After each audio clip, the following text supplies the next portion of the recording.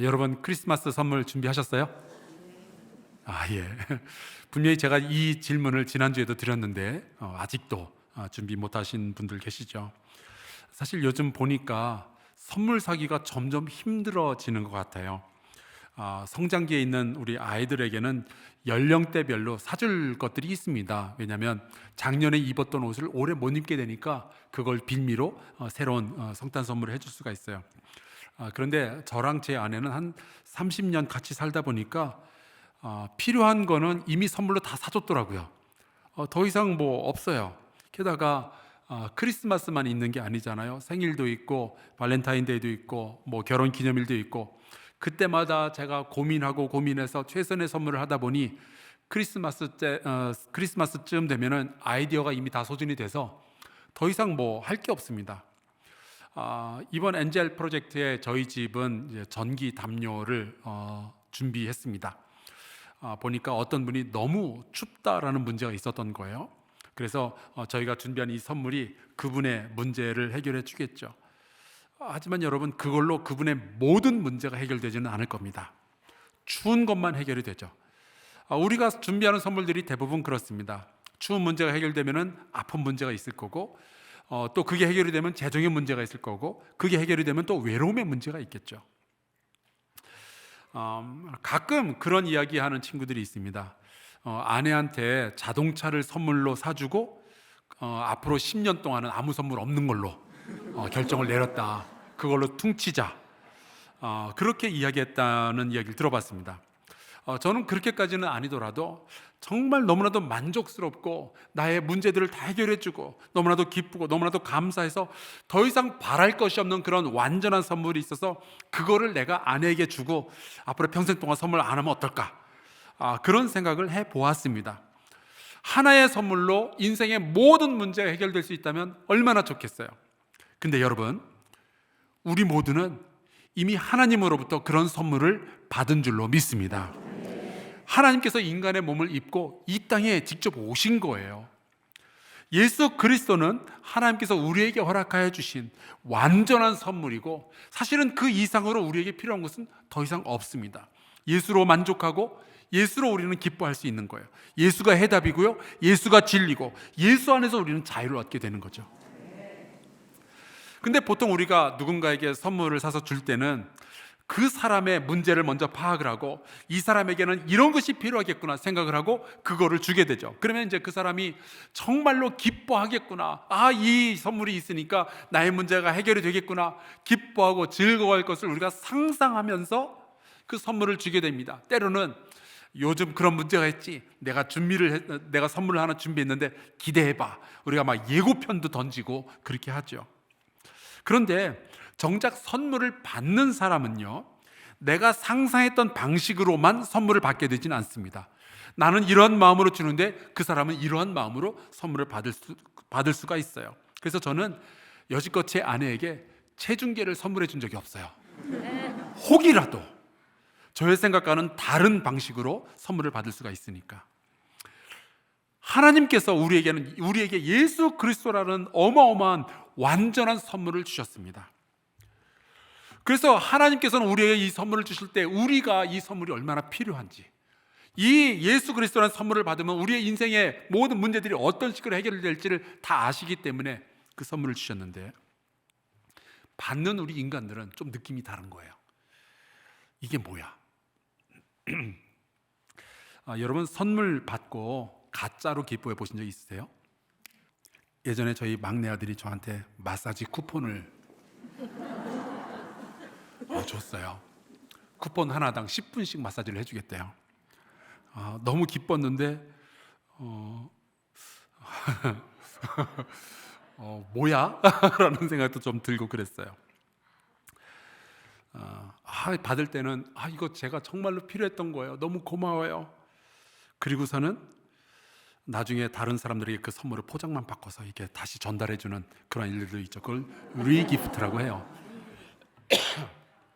실제로 제가 받았던 선물 가운데는 포장을 뜯어보니까 제가 아닌 다른 사람의 이름이 써져 있는 경우도 있었어요. 물론 저도 받은 선물을 누군가에게 전달해 준 적도 있고요. 그렇게 선물이 돌고 돌다 보면은 다시 원래 선물을 샀던 사람한테 돌아오는 경우도 있다 하더라고요. 근데 굉장히 많은 사람들이 그 하나님의 완전한 선물, 예수 그리스도를 선물로 받고서 그런 고민을 하는 거예요. 나한테 이게 필요한가? 내가 이 포장을 풀러봐야 되나? 이 선물이 나의 인생의 모든 문제들을 해결해 줄까? 만약에 이 선물이 나에게 받아들여지고 내가 이 선물을 사용한다면 나의 인생은 어떤 식으로 바뀌게 될까? 내가 원하는 방식으로 바뀌는 걸까? 아니면 내가 원치 않은 방향으로 내 인생이 흘러갈까? 고민을 하는 거죠. 오늘 그 이야기를 여러분하고 함께 나눠보려고 해요. 오늘 우리는 예수님의 탄생 소식을 천사가 전하고 요셉이 그 이야기를 듣는 이 마태복음 1장의 이야기를 보았습니다. 어떤 분들은 교회가 1년 내내 예수님, 마리아, 요셉, 천사 이 이야기만 하는 줄 아셔요. 왜냐하면 그분은 1년에 크리스마스 때만 교회 오시거든요. 아니죠.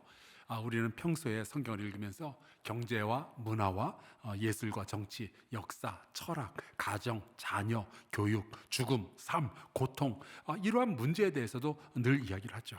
하지만 오늘은 이제 시즌이만큼 아주 특별한 이야기를 나누도록 하겠습니다. 그래요. 요셉이 천사를 만났어요.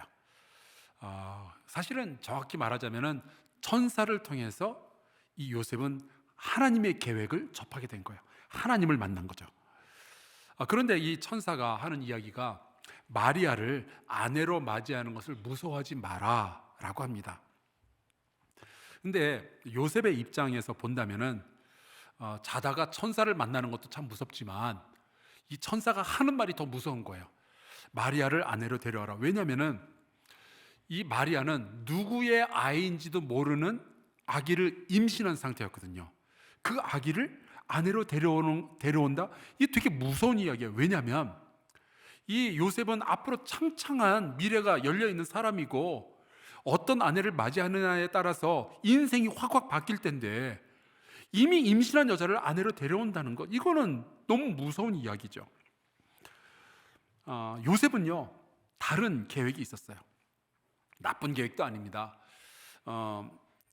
아직 결혼도 하지 않은 마리아가 남의 아기를 임신했다는 이야기를 들은 후 조용히 마리아와 관계를 끊으려는 계획을 가지고 있었어요.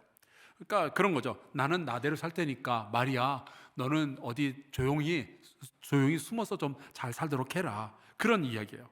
요셉은 아버지가 누군지도 모르는 이 아이를 임신한 여자를 아내로 맞이할 생각이 없었어요. 그런데 하나님이 그의 인생 가운데 뛰어들어오신 거예요.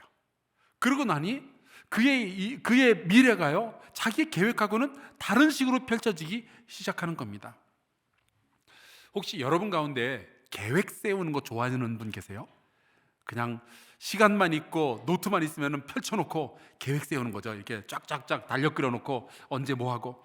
여러분 제 아내의 별명이 뭔지 아십니까? 계획의 여왕이에요. 여동생이 둘이 있는데 그렇게 세 자매가 모이면은요 달력부터 꺼내놓고 그렇게 치밀하게 계획을 짭니다. 어디서 몇 시에 만날까, 뭘 먹을까, 그 다음에 어디 가서 뭘 볼까. 그런데 그렇게 계획을 잘 치밀하게 짜던 계획의 여왕이 세월이 흐르고 신앙인으로서 또 목사의 아내로서 살다 보니까 제 아내도 변하더라고요. 하나님께서 인간이 세워놓은 계획을 어떻게 망쳐버리시는지를 많이 경험을 했던 거예요. 이런 계획을 세워놨는데 갑자기 어디서 장례가 나오고 갑자기 누가 아프고 누가 힘들어지면은 사람의 계획이 아니라 하나님의 계획대로 순종하는 것을 살아가면서 배운 거죠. 여러분 하나님께서 우리의 인생 가운데 들어오시면요 우리의 생각, 우리의 계획, 우리의 삶이 막 뿌리째 흔들리기 시작하고 우리가 세워놨던 계획들이 막 망가질 때들이 있어요. 만약에 하나님 때문에 여러분의 그 계획이 망친 적이 없다면은 하나님을 마지막으로 만난 때가 언제였는지 여러분 한번 기억해 보실 필요가 있어요. 어쩌면 지금 여러분은 하나님과 동행하고 있지 않을 수도 있어요. 만약에 여러분이 모든 것이 내 계획대로만 움직여야 되고 그리고 그렇게 실제로 이루어지고 있다면 어쩌면 우리는 하나님에게서부터 시선을 돌려서 세상과 나만 바라보고 있을지도 모르겠습니다. 많은 분들이 그런 이야기를 해요. 목사님 저는 모태신앙입니다. 그래요. 저도 그래요. 저는 한국 기독교 초기부터 예수 믿었던 평양의 아주 유력한 가문의 후손입니다. 그래서 저 모태신앙이 뭔지 잘 알아요. 저는 이제 모태신앙을 이런 식으로 표현을 합니다. 하나님의 은혜 바깥으로 나가본 적이 없는 인생들. 그 자체로 너무 아름답고 참 소중하고 감사한 일이죠. 저는 우리 집 아이들, 우리 교회 아이들이 이렇게 컸으면 좋겠어요. 어릴 적에 예수 믿었던 아이들이 하나님의 은혜 밖으로 벗어나 보지 않고 그 믿음을 죽을 때까지 잃어버리지 않으면 참 좋겠다고 생각을 합니다. 그런데 내가 예수 믿는 부모에게서 태어나고 좋은 교회에서 성장하고 예수 믿는 나라에 태어나서 평생 교회 다니는 것과 하나님을 만났기 때문에 내가 기독교인이 되는 것은 완전히 다른 이야기예요. 왜냐하면 정말로 기독교인이 된다는 것, 예수를 믿는다는 것, 하나님을 따른다는 것은요, 하나님을 만나는 어떤 순간이 있을 것이고 그 순간이 그 이후의 모든 삶을 완전히 뒤바꿔 놓을 거기 때문에 요셉은 하나님을 만난 이후로 이전까지 살아왔던 삶과는 완전히 다른 삶을 살아야만 했습니다. 같은 사람이 될 수가 없었어요. 제 생각이지만 만약에 요셉이 일기를 썼거나 아니면 나중에 아기 예수를 키운 이야기를 책으로 써서 냈으면 정말 베스트셀러가 됐을 거예요. 요셉의 아기 예수 육아 일기 뭐 이런 거를 냈으면 어땠을까? 오늘 하나님의 아들 예수께서 토하셨다. 오늘 예수께서 처음으로 걷기 시작하셨다. 마리아는 오늘 좀 피곤해 보인다. 나는 무엇을 해야 될까? 그렇게 요셉의 시각에서 마리아와 아기 예수에 대해서 글을 썼으면 얼마나 좋았겠어요. 근데 그런 일은 없고 오히려 요셉은요, 하나님을 만난 이후로 내가 마리아를 데려와서 살아야 되는 거구나. 내가 이 땅에 오신 하나님, 인간의 몸을 입고 오신 예수 그리스도를 내 아들로 삼고 이 아이를 내가 키워야 되는 거구나. 그리고 그 아이에게 예수라는 이름을 붙여줘야 되는 거구나. 이거를 깨닫고 나서 그의 인생은요, 사실 성공 가도를 달리지 못했습니다. 예수님의 아빠가 되기로 한 날, 그 이후로부터 요셉은 고난의 행군이었어요. 예수님이 태어나고 얼마 안 있어서 동방박사들이 예물을 들고 찾아왔어요. 거기까지는 너무 좋았죠. 그런데 그 다음에는 천사가 즐거움의 기쁜 평화의 소식을 전한다 그러더니 어느 날 갑자기 나타나서는 두려움의 소식을 전하는 거예요. 헤롯 왕이 아들 예수를 죽이려고 하니까 도망쳐라. 그래서 요셉은 팔자에도 없는 도망자의 인생을 살기 시작합니다. 마리아와 아기 예수님을 데리고 이집트로 도망을 가는 거예요. 그냥 몫으로서 살았으면, 마리아와 결혼 안 했으면 아무 일도 없었을 텐데 하나님을 만나고 나서 오히려 도망자의 삶, 고통의 삶을 살기 시작했던 거예요. 저는 이 이야기를 읽다가 그런 생각을 해봤습니다. 예수님은요, 베들레헴이 아니라 어디 미국의 뉴욕이나 아니면 그 경상도 부산에 태어나셨어도 여전히 하나님의 아들일 거예요. 마리아는 어디에 가서 이 예수님을 낳더라도 그는 여전히 예수님의 어머니일 거예요. 그건 운명처럼 정해진 거예요. 처녀가 잉태하여 아기를 낳을 것이다. 이거는 이사야서에 이미 예언된 이야기입니다. 하지만 요셉의 이야기는 예언된 적이 없어요. 요셉은 하나님을 만난 이후로 예수 그리스도의 아빠가 되기로 예정된 사람이 아니었고요, 하나님을 만난 이후로 그의 삶이 송두리째 흔들리고 그는 예수 그리스도의 아빠가 될 것을 선택했던 사람입니다. 하나님께서 가지신 계획에 동참할 것인지 아니면 그 계획으로부터 도망칠 것인지, 하나님이 이 인류에게 주신 이 선물꾸러미를 받을 것인지 아니면 거부할 것인지, 이것을 선택해야만 했던 사람이 이 요셉이었어요. 하나님과 함께 할 것인가 아니면 도망칠 것인가. 사실 이 요셉의 이야기는요, 오늘날 저와 여러분들의 이야기입니다. 하나님께서 세우신 계획이 있어요. 그것에 동참할 것인지 아니면 도망칠 것인지, 저와 여러분은 오늘날도 선택의 기로에 서 있는 거죠. 저는 여러분께서 하나님의 계획을 선택하시기를 주의 이름으로 축원합니다. 하나님이 여러분의 인생 가운데 뛰어들어 오신다면 그분의 음성을 듣고 그분의 계획대로 움직여 가시는 진정한 신앙인이 되시기를 주의 이름으로 축원합니다. 여러분, 그래야 우리가 그냥 태어났다가 살고 죽고 이 세상에서 사라지는 그런 인생이 아니라 하나님의 거룩한 백성으로서 주님의 뜻을 이루어가는 정말 의미 있는 인생을 사는 사람이 될 수 있는 거예요. 이 요셉이 천사로부터 들은 말이 있습니다. 21절 아들을 낳으리니 이름을 예수라 하라.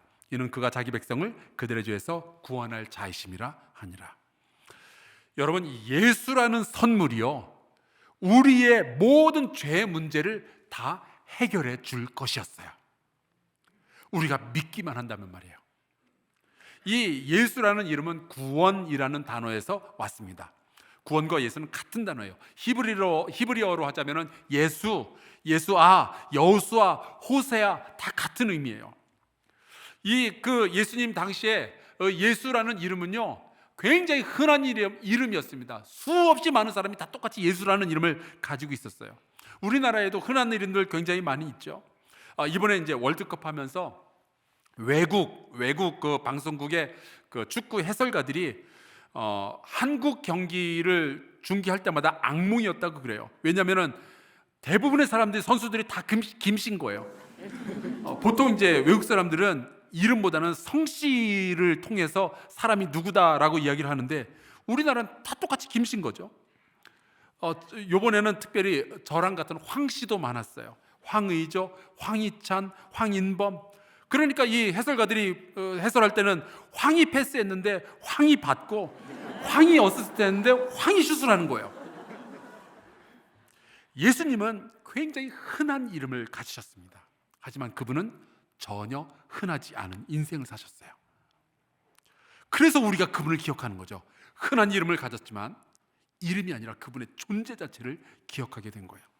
그분은 사람들을 그들의 모든 죄로부터 구원해 주실 분이셨어요. 죄로부터 저와 여러분을 구원해 주신 분이 예수 그리스도라는 놀라운 선물입니다. 자, 그렇다면 우리가 죄에 대해서 이야기를 안 할 수가 없잖아요.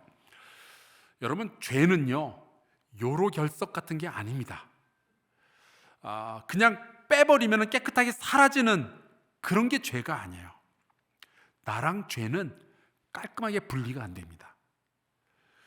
나는 선한데 죄가 자꾸만 나를 찾아오는 게 아니라 나의 생각과 나의 삶과 나의 존재 자체가 죄의 덩어리인 거예요. 그래서 그들의 죄로부터 구원한다라는 말은 사실은 주님께서 우리를 우리의 존재 자체로부터 구원해 주신다라는 뜻도 되는 거죠. 여러분, 뭔가 어두운 것이, 되게 차가운 것이 내 안에 너무나도 깊이 있어서, 내 삶에 너무나도 넓게 퍼져 있어서 도무지 비켜가거나 숨길 수가 없는, 여러분, 그런 느낌 경험해 보셨습니까? 누군가를 향한 분노나 혹은 습관보다 더 심각하게 나를 누르고 찾아오는 음란함이나 문을 연 적도 없는데 어디선가 기어들어오는 두려움이나 탐욕이나 외로움이나 우울함이나 절망이나, 여러분, 이런 것들이 정확하게는 어디 외부에서 내 안으로 들어오는 것이 아니라 나의 영혼 깊은 곳에서 솟아나고 있다는 느낌 받으신 적 없으세요?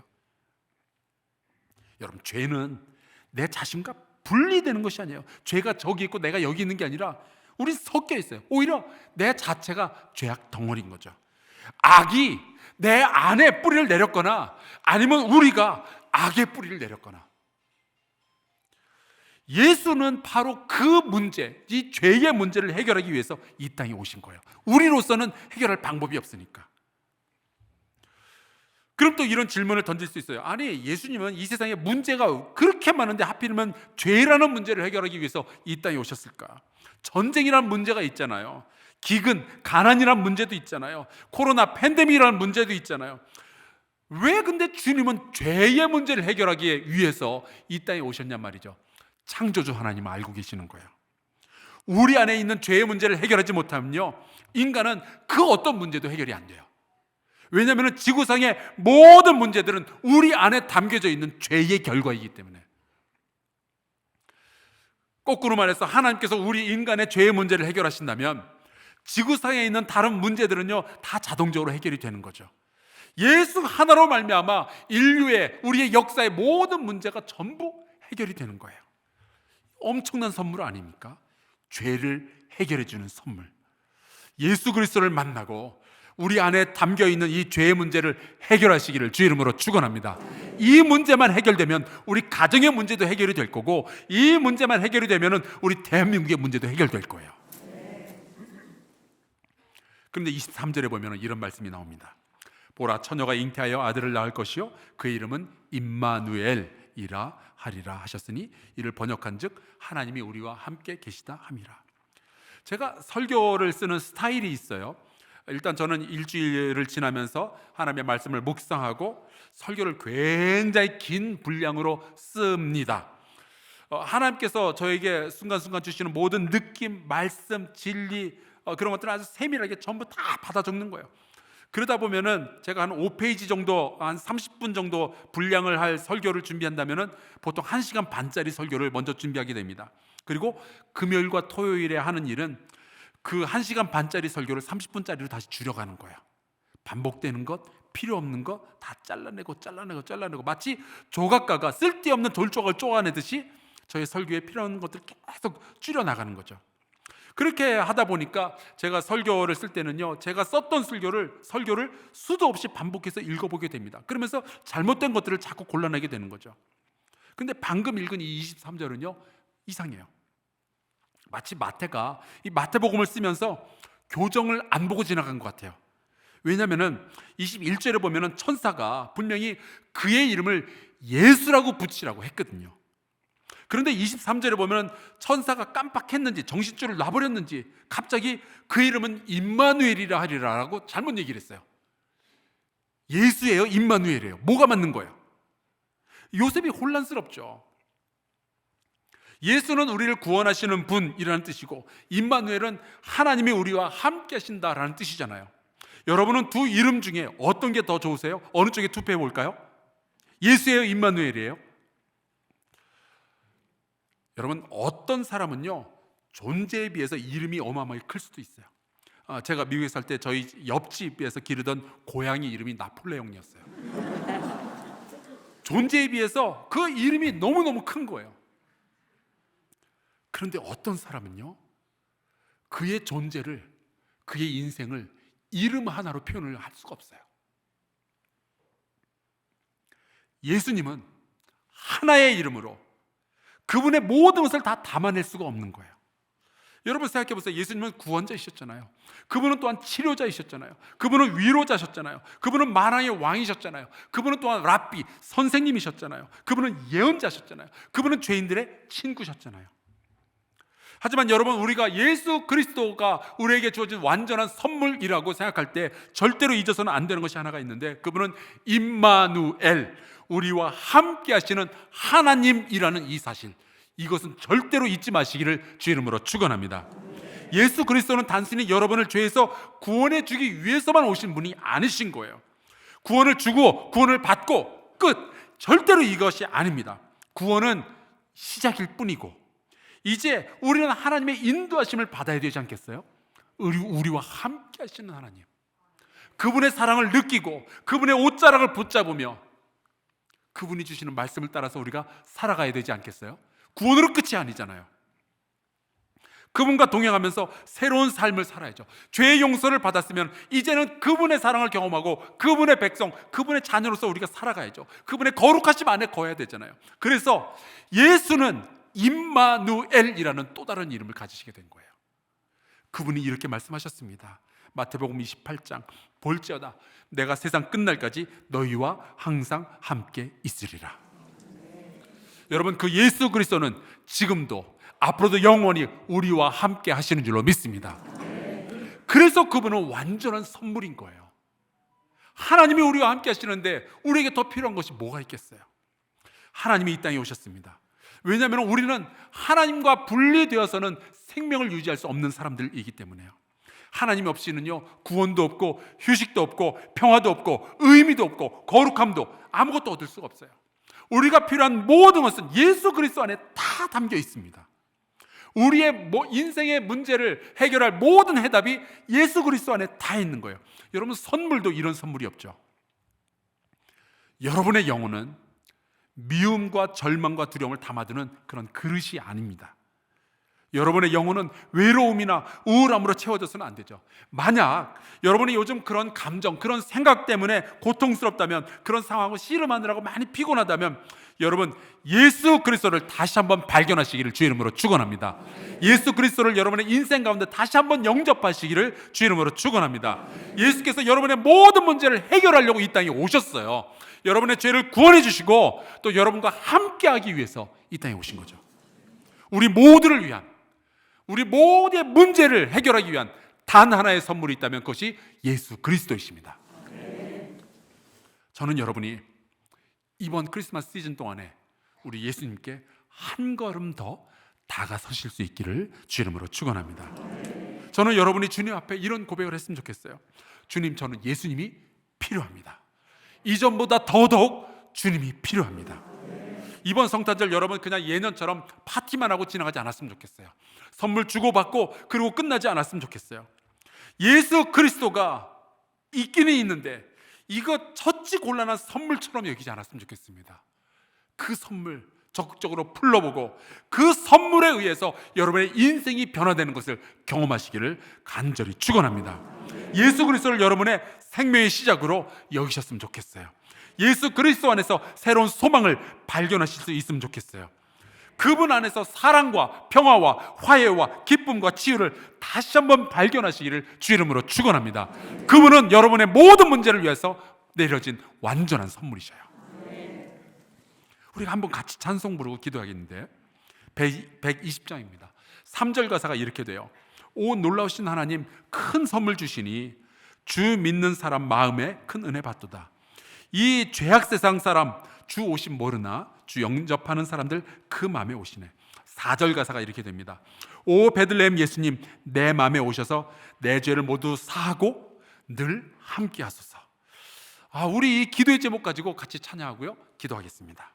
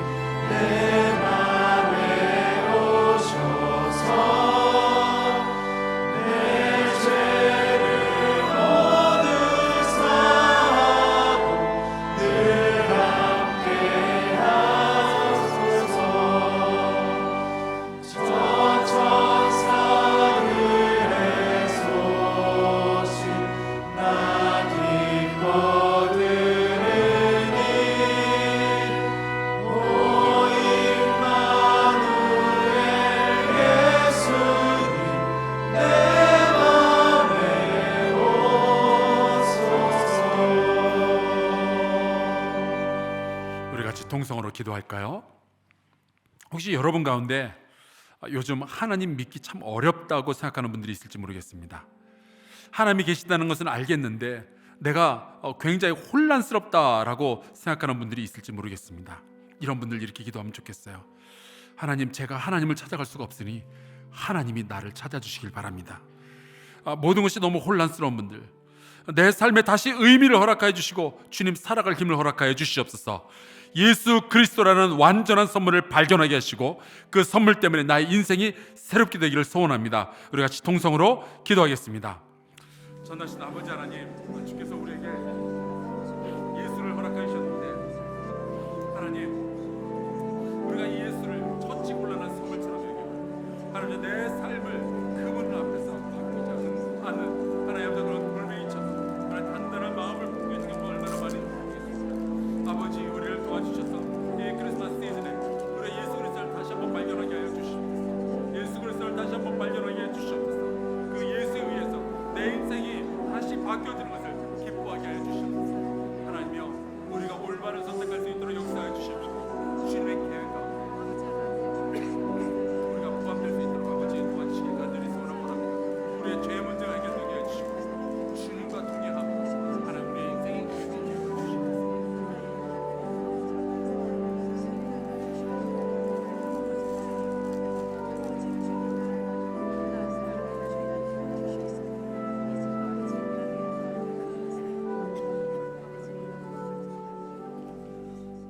하나님 아버지, 고맙습니다.